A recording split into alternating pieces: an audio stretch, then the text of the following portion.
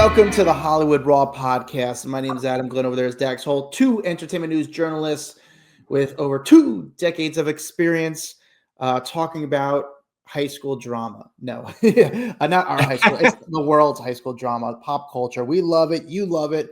It brings us together. We all love to gossip. Gossiping brings people together. People just love to gossip. We're one of them. We're gossip kings, huh?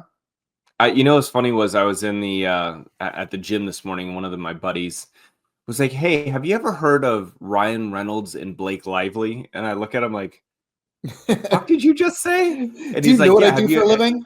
He's like, "Have you ever heard of them?" I'm like, "How have you not heard of Ryan Reynolds?" Like, I don't understand. Like, Ryan Reynolds has been famous most of my life with Van Wilder and all, and obviously Deadpool, but even Green Lantern. I mean, he's been so famous for so long. I looked at the guy like, the hell are you talking about? Where have you been living? He's like, yeah, so apparently, and he starts to tell me about the Blake Lively and Justin Baldini story. And I'm like, yeah, bro, I've been covering this nonstop for the last 2 months. I got it. It was just funny to hear.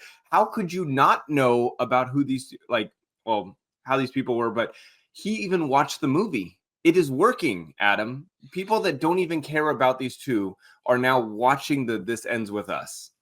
Yeah, but it's just, I don't know. It's just funny that someone who you know at the gym has no idea what you do for a living and asks you, do you know who Ryan Reynolds and Blake Lively are?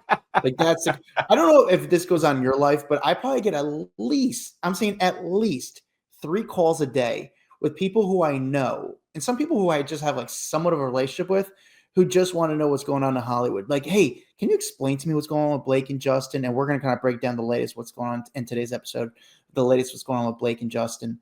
But they'll ask me random questions like something else that's going on in Hollywood. Hey, Lindsay Lohan, how's she doing? And am I live right now on some local network in Oklahoma City? Like, why am I the guy to tell you? Just Google it. It's just what's funny is I most of my friends know, don't ask me when I am not working. I could care less, because that's been the last 20 years of my life is working at TMZ, doing the Hollywood Raw, to Access Hollywood. Everyone wants to know celeb stuff, and so they'll ask me, and I'm like, yeah, I'm not into it right now. I don't care once I'm off the air. You will actually entertain them and keep talking about it. Yeah, I would. I will talk to him a little bit because I feel bad, but it's tough, man. I'm at my breaking point because I just can't keep up. It's funny. I don't know if you noticed this, but there's very few sites that break news, and I feel like when it comes to especially gossip, it's a very young sport. Because I think the older you get, the more you're just I can't keep up. It's just the new celebrities come in, the new class comes in. I just can't. I give up, and it's a very young industry, I should say. And honestly, I think the only people that are really breaking stories right now that are exclusive is Dumois breaks a lot of stories, I have to say, but she does it. She has her readers kind of break the stories for her, so she'll kind of be the one to kind of plant the seed. But she doesn't go hard at the stories and breaking it because I feel like she knows that she does get a lot of stories wrong. And it could, I think she would say that too. Don't hold me accountable for everything because I don't get everything right. Yeah, she says they're not all verified. She's like, they're not all verified. But when you see a lot of the major news outlets break a story and says the word exclusive, I don't think it comes from a gossip reporter. I think it comes from their publicist reaching out to the outlet saying, hey, I'm the source, but here's a story for you. Because I just don't think there's those, what makes, and I say this and I don't want this to come off very narcissistic, but what makes me, I think I'm very good at my job. What makes me good at my job is I'm boots on the ground and I'm actually there. Whereas most of these other people are just sitting behind a computer all day. So they're writing stories. They're not able to kind of go out there, meet people, network with these people and kind of make and create these stories. I myself, I'm on the streets all day meeting people, and that's how I'm able to kind of get stories and break stories. So I don't know where I'm going with this. I just was sort of thinking about this morning. It's just a vent for me. All right. So today we just kind of want to talk to you guys and talk about the latest what's going on. There's been some updates in the Justin Baldoni, Blake Lively situation. There's a lot going on. Dax, I didn't tell you I'm going to do Super Bowl this year. I just booked Super Oh, Bowl. you're going? I'm You're going. heading? I'm going. Here's the thing. I just booked my flight, but I didn't book a hotel. I didn't know if I Is was it going to go this expensive to year. go to New Orleans right now? So Or it is Nolans? expensive. This is what I had to do. I didn't know if I was going to do it this year because it's so expensive, and I usually like to book in advance. But this year there's no hotels, so I was like, there's even Airbnbs are so expensive. Like I don't want to pay $800 a night to have a room in someone's house and share their bathroom with them. Like to me, it's a whole weird, trippy situation. Especially I come home late hours because it's the Super Bowl. So I was debating like what I should do, but our friend Joe Andalaro, the Joy of Everything on social media, he's like, dude, if you want to go out together, we could figure it out and make it work. I'm like, all right, if I have a You tag guys are team going to be partner, sleeping in a car, by the way. That's what's going to really happen. probably. I mean, listen, maybe an RV. Actually, I should 2 cameramen die frozen in a car overnight. You know what? I should ask him. Should we consider an RV? But there's Mardi Gras going on. There's the Super Bowl. There's no part. Like it's going to be such chaos. But Joe's like, hey, listen, if you want to go in it with me, we could figure it out. I'm like, all right, as long as I have some guy to kind of grunt it out with me. So I'm not going for as long as I usually do. In fact, we didn't even book a hotel yet because they say you need to book the hotel like last minute and you'll get cheaper options. But I do think the Super Bowl is going to be a mess. But I've been seeing like some of the performers that are performing, and I'm like, all right, I can't say no to go see like, I think it's like Chris Stapleton to Travis Scott to, I mean, there's concerts every night. You could just go. Blink 182's performing. It's like it's so much, and it's sort of free, and I sort of mooch and I sneak into every single event. So I feel like I had to go. It's an investment, but I'm trying to. I actually had a book. It's so expensive for everything. I had to book a layover flight just to make the cost cheap. It's not worth a $1,200 flight for me. Yeah, to go to New Orleans. funny. I'd rather go to Europe. Like, you are going to the eye of the storm. I want nothing to do with it. I'm like, no chance, no chance. Like when people are like, oh, I want to go to Coachella. I'm like, and be dusty and dirty and not having where to pee. No, I'm good. Yeah, like, Coachella. I'm officially that old that I just all of it sounds terrible to me. The Super Bowl is worth it for me because you can network and you can meet people and talk to people. It's fun to kind of see the people that you interview on a regular basis outside of each other's comfort zones. It's sort of like that middle ground, and it's fun. It's sort of like our Christmas party for like Hollywood. But I would not do Coachella. I have no interest in doing Coachella or anything like that, unless you gave me like free tickets, a VIP, and even that would be fly like, me I in don't with even a know. helicopter, drop me off where I need to go. Like I don't want to be sitting in the desert all day. Nope. Yeah, Can't do it. I don't blame you. This trip, I'm just trying to break even. That's all it is. All right. Before we kind of get into it, Dax has reviews. He reads them. Dax, can you read us a review to start the podcast? I sure can. 2 fun dudes on a pod is the headline. It's a 5-star. It says, I love this show. The banter between Dax and Adam is hilarious. I look forward to weekly rundowns every Friday morning. It makes my commute to work so entertaining. Thank you for being 2 cool dudes who tell it like it is in such a fun way. 2 thumbs up, and that is from L Lucy 09. Thank you, La Lucy 09. Appreciate it. Great review. Lucy 09, thank you so much. 2 thumbs up to you. 1 pinking Dax's butt, and then let's get this.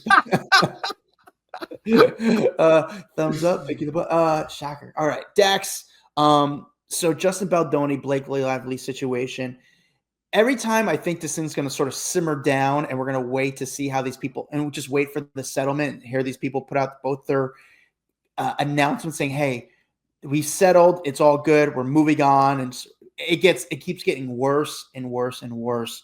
I saw this week there's a voicemail that dropped. Tell me about what happened. Tell our audience about what this voicemail is all about. So Justin Baldoni had basically said, look, I'm going to put out all the communications that I've had with Blake Lively, and he is following through with that. He released a 7-minute apology, and it is it's not really a voicemail, it's like a voice note. Dude, first of all, it's not even a voicemail, it's not even a voice note, it's a podcast. He put out a 7-minute podcast. He left a podcast on her voicemail, whatever that is. And all right, so, what is this? So, who does that? True. Who even leaves voicemails anymore? But go on. So this was an apology that he sent her at, let me note, by the way, it's 2 a.m. in the morning when he was recording this. He sends it to her, and it's all obviously while they're filming. It ends with us and working on the script. And he leaves this big old long ass note. I'm sorry. If I would have seen a 7-minute note come through from someone that I'm already not really getting along with, that would have been an instant delete for me. Like, nope. Sorry, I can't do it. But he talks about he's apologizing for his less than warm reactions to some of the changes that were made to the script. He said, I'm really sorry. I fucked up. I will admit and apologize when I fail. I'm a very flawed man. My wife will attest to it. And then he just continue and he like rambles for so long. Listen, I've got two sides of this. One side, I feel that there is a level of him being genuine and like talking and wanting to apologize and really make this work out. And then the other side of it, the way he words things comes across super creepy. Like, I don't know if you listened to the whole thing, Adam, but he says at the end, like, I want you to be your best version. I want all of you, Blake.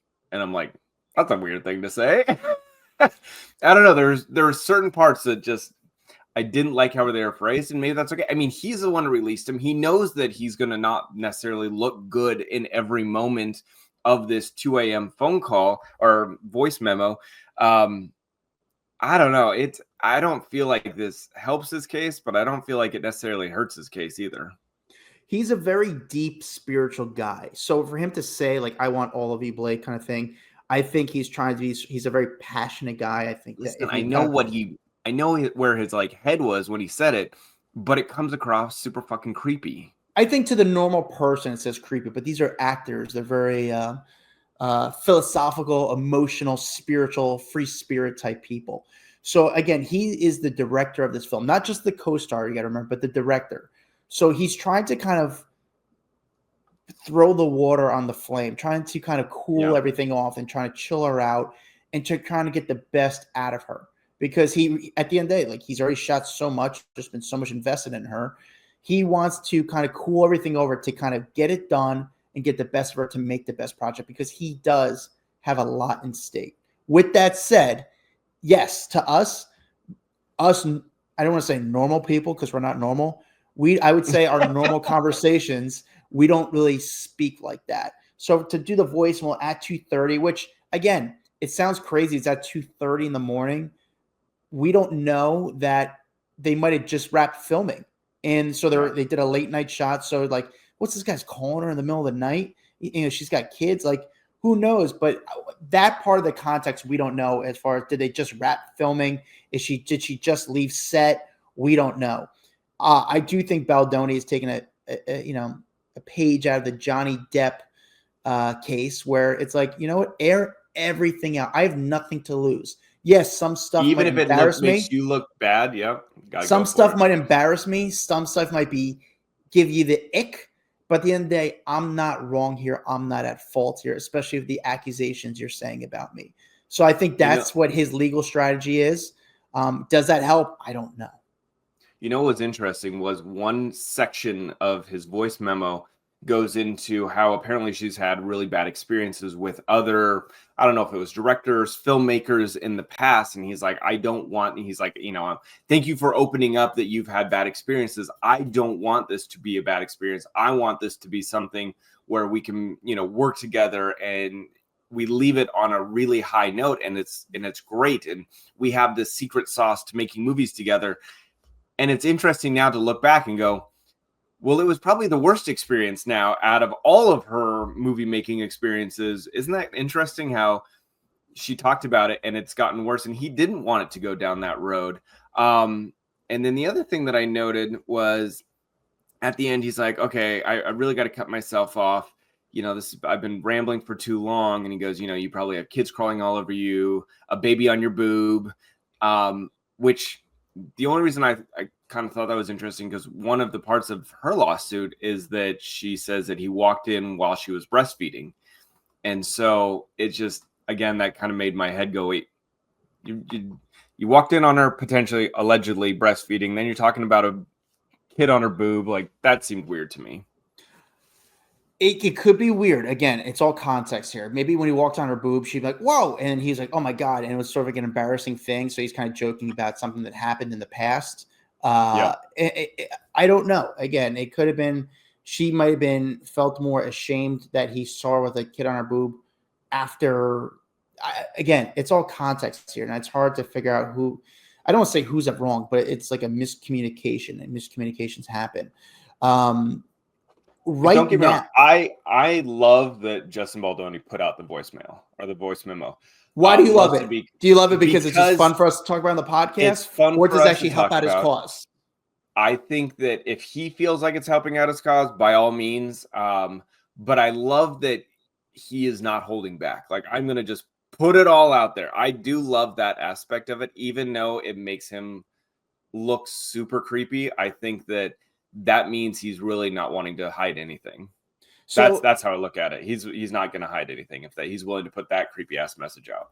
The question for me is like, what's this? Where are we fighting here? Is this a fighting in court, or is this a fight over like this is public? This is public opinion. opinion. This has got to be public opinion, because it's like, no, I don't care what happens in court. I'm more interested, because it goes into your corporation, your business. It's not a lawsuit against them personally. It more goes into like the business end of it.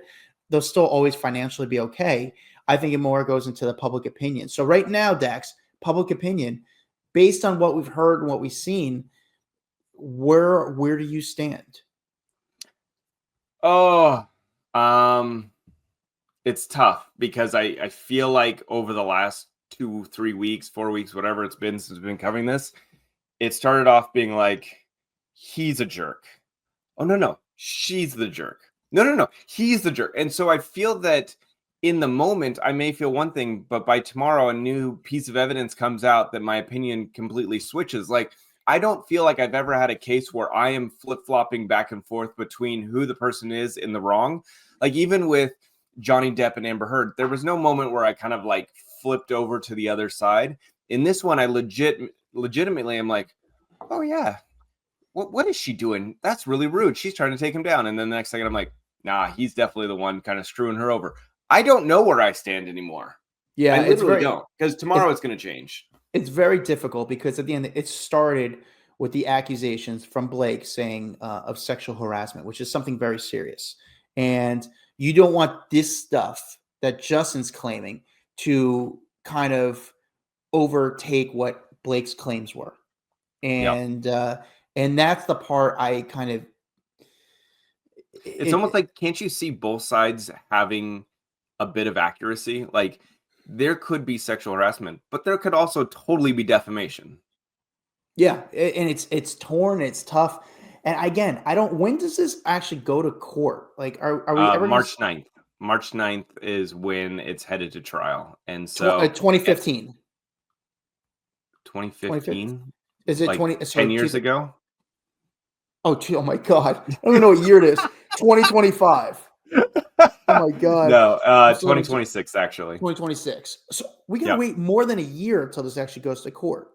Yeah. But the thing is, it sounds like this judge may actually like combine the two cases, because one is the defamation lawsuit that he's filing. One is her like harassment suit that she's filing against him, and that judge is supposed to be overseeing both of them. So it sounds like he's going to just kind of like pack them together and do it as one trial, which sounds kind of awesome. But do I think that it's going to make it to trial? No. If this whole thing is about the court of public opinion, taking it to trial is not going to help out either one of them. Well, I think Blake, and correct me if I'm wrong, Dax, I think Blake's team does not like, please stop talking about this. And it's going to his legal, like, what are they doing to get his lawyer to like shut up? They keep saying, don't let him talk about the case. And he's going, no, there's free speech here. And if it's all about defamation and I need to be able to defend my client by talking about what's truly happening because you're trying to shape an opinion that could sway jurors, I don't want to let that happen. Yeah.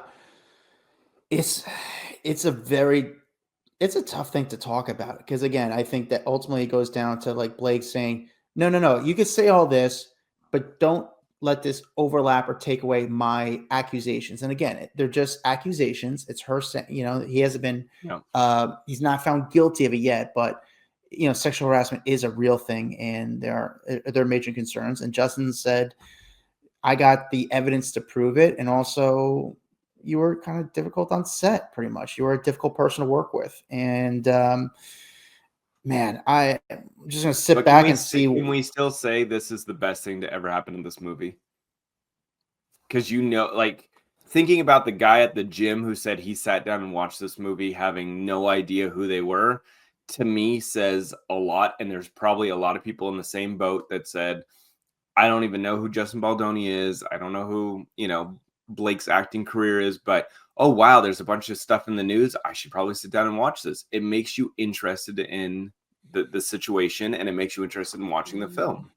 Maybe good for the movie, not necessarily the franchise. I think this movie, especially for Baldoni, this was not the intention. I think the intention was to make like a big franchise, to make this a franchise like a Twilight. Not saying it's the same movie as Twilight, but like and to make a lot of movies and make a lot of money. And I just think it's pretty much done at this point. Would you Yeah. say? I mean, you can't go on past this. I mean, especially after sexual harassment on a set. I mean, the whole good luck in insurance for this film. I don't know. I don't think Well, I think that was what there's at least a bad taste in people's mouth. I think that's really what it comes down to is there's a lot more than just public opinion as well on this that's writing on this. I think it's also the creative rights to this movie. Both of them are kind of fighting for those creative rights. Who gets to keep it? He has it right now. Does it move over to her? Then who gets to produce movie number 2 if that is possible at this point? I think you've killed it. I don't think that there's going to be a potential of having the number 2 movie, even though there was books and there was multiple books and they could have made it into a trilogy or whatever. I don't think it's going to happen. I think it's dead. Yeah. Moving on, Dex. I want to get into something that it's a story that I'm not really that interested. However, I guess but well, let's get into it then. I know I wasn't, yeah, I wasn't interested at first, but once the story started the case started to move on and the risks that are involved, then I became more interested in what could possibly happen. It's the ASAP Rocky case. Yeah. And ASAP Rocky, who's a rapper, great rapper, also has with Rihanna they're not married, but they have a kid together. 2 kids. 2 kids together. They're with each other, but not officially married. I mean, there's a chance he could go away, and he's taken he pled not guilty. He could have took. All right. Do you want me to catch you up on what exactly the court case is? Explain to people what exactly is going on. Why is he on trial? What everything's going on with this case? Yeah. So right now, ASAP Rocky, he's on trial. It's here in LA. He's basically facing 2 felony assault charges. And this goes back to this like November 2021 incident. He was accused of firing a semi-automatic firearm at one of his former friends who was also a part of that ASAP. I want to say like group. They all had ASAP before their name. And so his name was ASAP Riley or Relly. I don't know how to say it properly. So this altercation reportedly occurred near like a Hollywood hotel on Argyle, and it believed I guess there was some tension in the group. ASAP thought that there was some funeral expenses that the other guy had covered or vice versa. And then it turned into kind of like an argument. Well, there was surveillance footage presented in court that basically supports the prosecution's claim that Rocky fired a gun at his buddy. However, the actual shooting was not captured on video. The surveillance I was watching the other day, you see them kind of like rustle around and then it kind of moves off camera. And there's one moment where you see a gun in the shot, but you don't see it go off. And then the other guy's hand, I guess, had some scrapes on it where it looks like the bullet grazed across his knuckles. Is that at least what he claims? Well, that's what he's claiming. ASAP saying, well, his defense attorney is saying that he was carrying a prop gun that was from a music video shoot. That's what they're saying. Correct.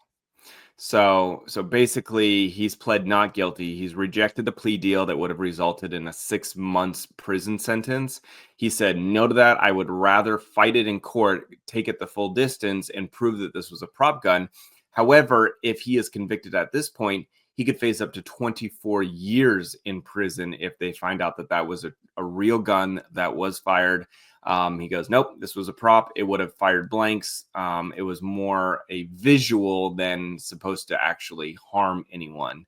So this week, he's in trial. I can tell you, leading up to this trial, they were really trying to weed out any biases. So they wanted to make sure they were questioning all the jurors with, are you fans of Rihanna?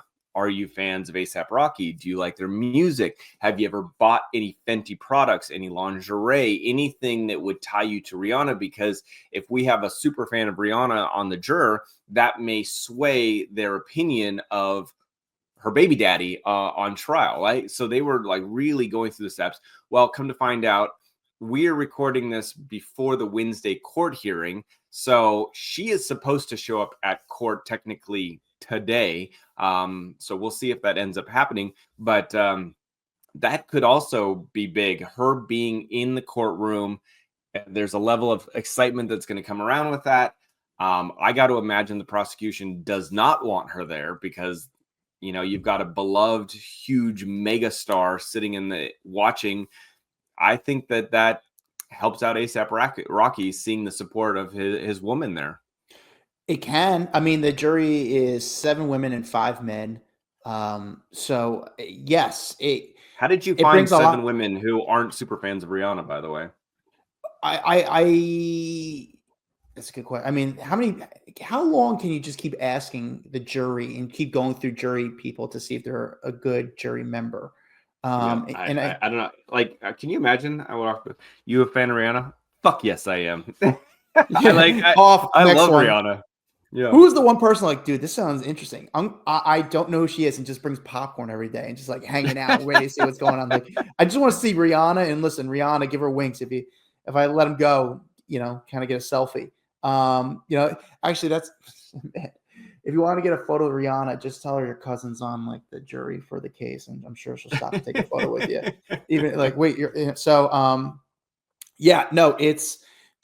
just gonna bring there's already a lot of cameras outside each day for the courtroom. Now with Rihanna there, I mean, you're bringing a different sort of cameras there. You're bringing fashion photographers there. This photo of Rihanna walking into court will be everywhere. So there's going to be a lot more eyes on this case now. And again, like we said, there's a tremendous risk. Does A$AP take this risk because he knows that I have nothing to do with it? But you're leaving your future among 12 people who could decide the rest of your life, pretty much. I do have to say there was some important information that I left out, was that when the cops got to the scene, they couldn't find any bullet shells. By the way, they found nothing to support the evidence that A$AP Rocky actually fired a gun at his buddy. And then the buddy showed back up with casings and was like, here they are, I found them. And the cops were like, what? Mm-hmm. Why? How did you find them, but we didn't? So something seemed a little fishy, and the casings did not match the gun that A$AP Rocky, when cops showed up to his house and with a warrant and they searched his house and found a gun, those casings did not match the gun that he had in his house. So something does seem a little strange here. You know what I'm saying? It makes me wonder, are we just wasting our taxpayer dollars right now having this court case? Because the evidence already isn't lining up, but I don't know. That's an interesting so many big things to deal with right now. Yeah. Well, I don't know. Maybe no matter what happens, maybe Trump will pardon A$AP and say, "Hey, listen, get at it. Here's a get out of jail." You know what though? I would truly appreciate if like a president was like, "You're wasting our time and money. Pardon, be gone with you. Just get out, out, because we have actual important issues to deal with in our country that is affecting a lot more people than just A$AP Rocky and a guy who potentially got grazed by a bullet. The real grand scheme of things, just get out of the way." Dax, did you see Timothée Chalamet on SNL this week? I watched one of his performances. I did not watch it live, but I watched it because you have been praising him so hard that I was like, all right, let me watch. The dude rocked it. He's such a freaking good performer. Timothée Chalamet is unbelievable. I didn't know that he could truly sing as well as he can until I watched his performance. Yeah, he was good. I'll be honest with you, when it came to the performance, they were very unique, very interesting, a lot of risk Mm-hmm. with what he did. I mean, one of the songs almost was like poetry, like spoken word poetry than music. But for him to carry the show on his back like he did is a lot, especially with how much he's got going on. He was great in the sketches. He was funny. He was fun. I thought the sketches were well written for SNL. He if he wasn't a real actor, I think he could potentially be on SNL if he wanted to. I think he's just sort of like a fun guy. I think he Wait, and I are you saying the actors on SNL are not real actors? no, I just think they're more comedic actors. He's more of a thespian. But I think if he wanted to, he could have got himself on SNL. He's very you kind of want to watch him. I do think he's the new, like I've been saying, he's the new Leo. And when I say he's the new Leo, it's because first of all, he picks great roles. He's a great actor. What he doesn't do like Leo, he does interviews. But he's fun during interviews. He also doesn't do your normal interviews. Like he did what's the guy's name? Well, he did Theo Vaughn's podcast. He also did Nard or whatever it is people are yelling. He does this something Nard, and I love his interviews. He interviews rappers and has like unique conversations with them where he shows them something from their past and gifts them with something fun. So he has his hand on the pulse of what young people are watching. When it came to the songs, though, I just wish that he kind of did the Bob Dylan songs from the movie. It'd been cool to see those songs live. But he said, like, but I like that he did songs that people don't know because they're not mainstream and popular, but Bob Dylan super fans would appreciate because they're like not the ones he performed, not the ones that like made it to like the ethos of super fame. He did the ones that he liked and were his favorite Bob Dylan songs. Like there's something pretty cool about that too. Yeah, no, I think it was very cool. Just because of what so much is going on in the world today, I don't think a lot of people are talking about his SNL performance enough. That would really secure him the Oscar, because I think at the end of the day, like I think this was part of the campaign to win him the Oscar. The other, I don't think you've said that a couple times, but I don't think people realize that once like a lot of these nominations and stuff, it's not like, oh, there's just a room of people that they decide and that's it. Like you have to campaign to win an award. There is a whole system behind getting a nomination for an Oscar or a Golden Globe. And if you get any of the trade magazines, like Variety or Hollywood Reporter, like you flip through the pages and it says for your consideration. And it literally is a picture or a quote or something about the movie. And they're putting it out there to say, hey, don't forget us. We want to be considered for this nomination.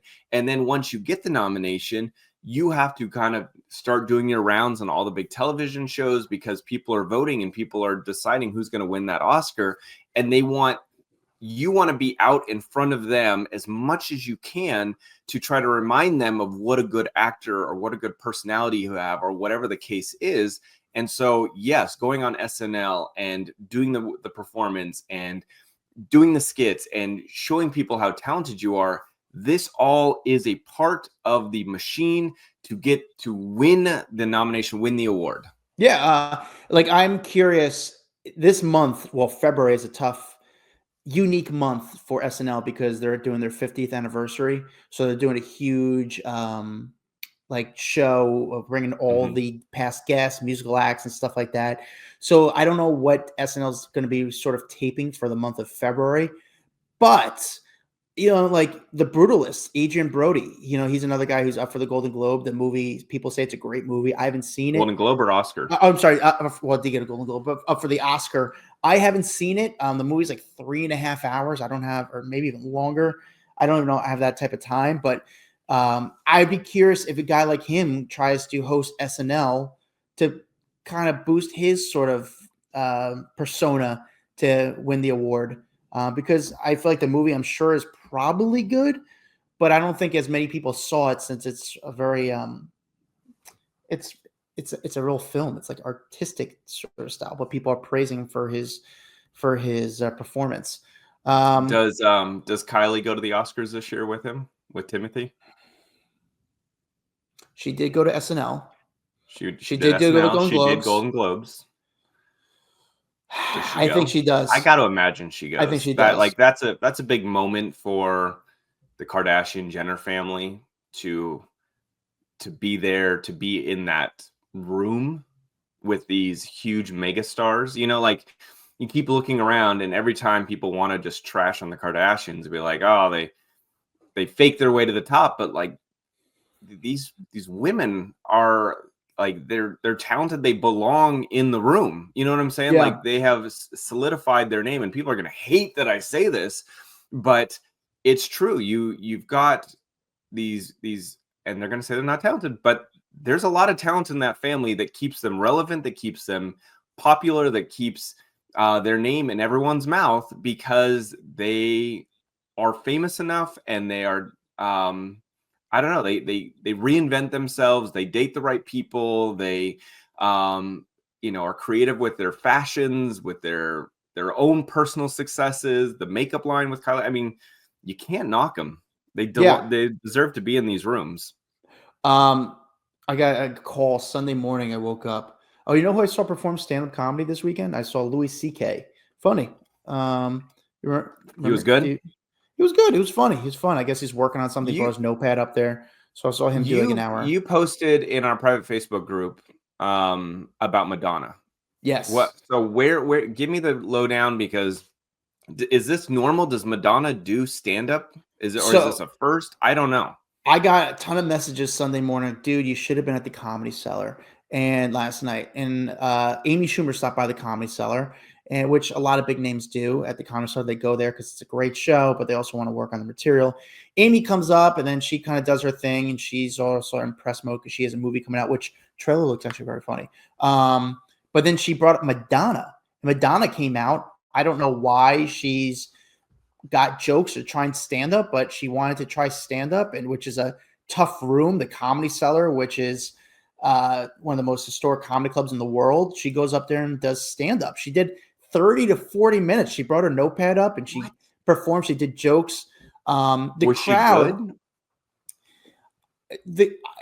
I think what it was is everyone was just so like, oh my God, because Madonna, she's just she didn't do bad. But I think they're like, first of all, like, hey, let's bring up Madonna. Like Madonna goes on stage. It took like 30 seconds for people to realize, wait, oh my God, that's Madonna. That's Madonna. It's funny. Right here. So you posted that photo, and I was like, who is this? And you're like, that's Madonna. I'm like, no, who's the photo of? Yeah, you didn't know us, and people are just. So I think people in the group also said the same thing. Like, what? Who is this? Yeah, it didn't look like her. Yeah, so people it took for like over a minute for people like, oh my God, this is.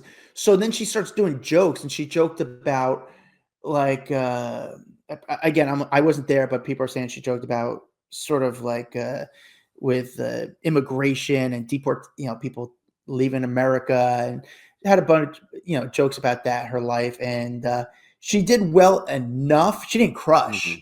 But I think it was just because so many people like, I can't, I'm in shock right now. Like I'm disbelief. This is so odd. And also because guess who else was on the show? Will Arnett. Will Arnett was on the show. Wait, they had Amy, Madonna, and Will Arnett all. And Will Arnett.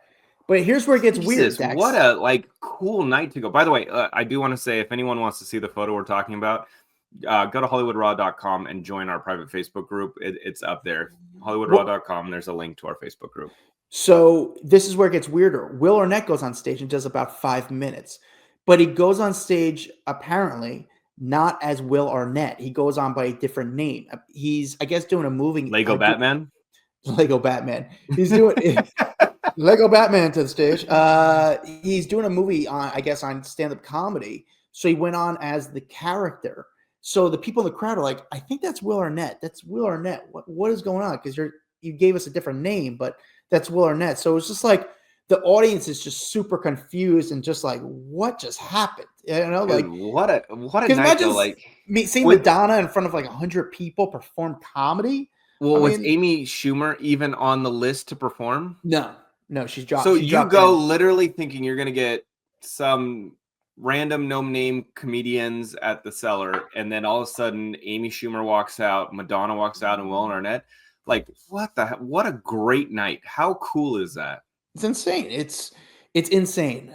So I mean, it was pretty cool. Pretty cool. I've seen a lot of people pop into comedy shows, but not like non-comedian people. Mm-hmm. Like I've seen like guys from Seinfeld to Chappelle to Ray Romano pop into stuff. But I've never seen them.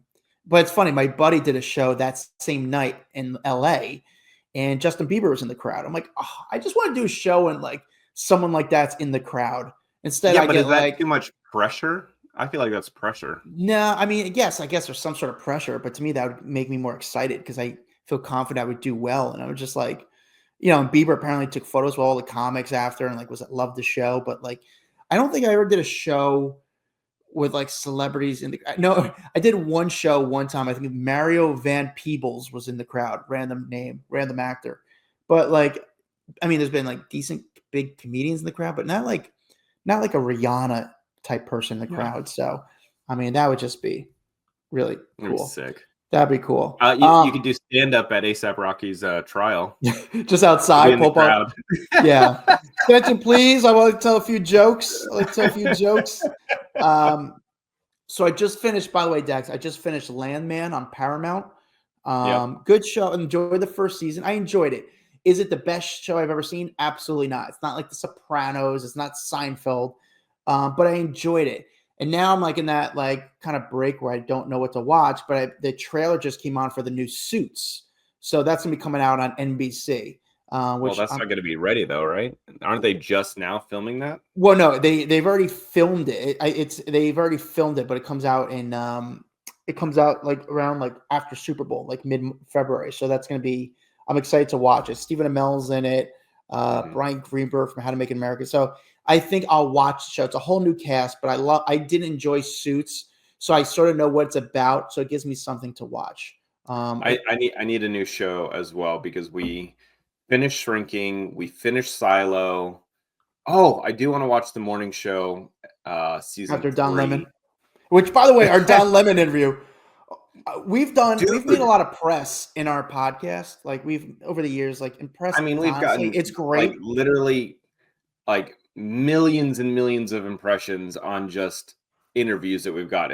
Everything's been covered on every website we could possibly think of. But the Don Lemon one, I think went to another level. Like I don't think has Deadline ever covered one of our stories, or Variety or Hollywood Reporter. Like there's some outlets that are too snooty to cover us. Yeah. And they covered us this week. Yeah. And it's cool and all, but like we don't like seek it out necessarily. Like that was just totally blown away. Like, whoa, this is insane. And then I felt bad. I was like, Don, I reached out to him. I was like, hey man, like, thank you for coming on the podcast. Like, hope he didn't, and I haven't heard from him, but I hope he's okay. I mean, like, I hope he's not mad at us. I hope he's not mad at me. Like, the thing is that we have a lot of like entertainment reporters that listen to the podcast, and so that's how most of our stuff gets picked up. Is these people are listening and they're like, "Oh, this is newsworthy," and they write it up and they put it out, and it's a blessing and a curse sometimes, because sometimes they pinpoint the part of the interview that maybe people don't want spotlighted. Yeah, and I mean, it is what it is. I was not expecting it. I mean, I just thought because Don had a relationship with Matt Lauer that I would ask him about it. And not like, I don't think I asked him anything too tough, but like the media ran with his answer. And I didn't disagree with his answer, by the way. So I don't want Adam's an asshole. Yeah, I'm probably an asshole, but like, I don't know. I just knew Matt and I just knew him as a person. And I was like, and I also was a fan of him. So I agreed with his stance. I can tell you there were people that were really not happy about that. Let me read some of the comments. Did you see some of the comments about our podcast? No. Oh God. Let's do a section where I read. Where are you reading the comments? Where are you reading the comments from? Apple Podcasts. Oh, that's terrible. That's where it hurts. This one said, Weary of Men, Matt Lauer, 1-star review. I enjoy listening to Dax and Adam, but today I was sickened by the support given to Don Lemon's suggestion that Matt Lauer come back to television. So Matt's always been so nice to you when you've met him. That's not the reason he should be able to go back on air. And then they went off. So not a fan. And then there was another one. People not happy about Matt Lauer. Don Lemon episode made me unsubscribe. Men failing to hold other accountable. Whatever. I don't feel like we're supporting. I even said that people are going to be pissed about this conversation right now. I wasn't wrong. I mean, am I wrong by saying I just knew he was always very good to me, and I just thought I knew him as a person. I heard his side. I heard his side. I heard her side. So I'm just like, I just hope he would come back. You know, like I don't think anybody really knows what happened because did it really go down to court? I don't know. Well, here's the thing. I don't want that to change. Like at the end of the day, people are tuning in to hear your opinion. And if your opinion is you knew the guy, I want you to continue with your opinion because that doesn't change. You know what I'm saying? Like, I don't want us to be a podcast that we change our opinions because it's more popular to say one thing. That's what I don't like. Just do me a favor to the people that are listening now. We got some shitty reviews because we of Don's opinion or what we talking about Matt Lauer. Do us a favor, go on to Apple, put in Hollywood Raw, give us a good review, take your friend's phone, say a few kind words, and we'll read your review on it. Help us out a little bit because that set us back, I guess, after a good press week. But that is the Hollywood Raw podcast. Thank you guys for watching on YouTube. Check us out. Check out our private Facebook group called Off the Record. It's a fun community. We're doing the Ask Us Anything episode coming up where you guys can ask us questions. We'll answer it.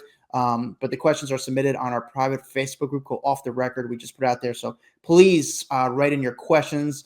Follow our TikTok page, Hollywood Raw Podcast. Find me at Adam Glyn. Follow Dax Holt at Dax Holt. And see you guys later. Bye.